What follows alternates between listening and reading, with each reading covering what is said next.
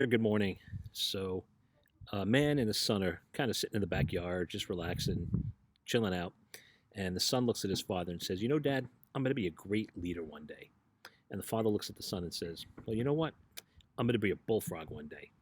And the son looks at me and said, How are you going to be a bullfrog? And the father said, Well, why can't I just be a bullfrog one day?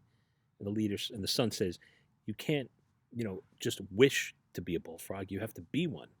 And the father looks at the son and says, Well, you just can't wish to be a leader, right? You have to be one.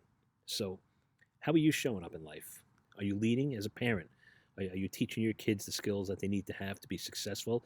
Are you building their self confidence without building the bubble around them so when it bursts, they can't handle it?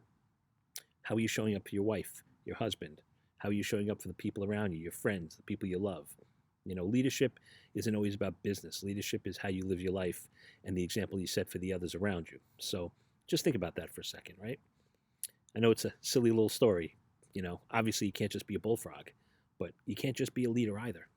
That takes practice and it takes action. And you have to behave in ways that set examples and set good examples and in ways that motivate and empower, inspire others. Because if other people are motivated and empowered and inspired, they're in turn going to go and motivate and empower, inspire others. And what an amazing world we would live in if everybody felt inspired and motivated and empowered by each other instead of deflated or, you know, picking up bad habits and just picking up belief systems based on what they learn that aren't necessarily serving them or the greater good. Food for thought. Have an awesome day.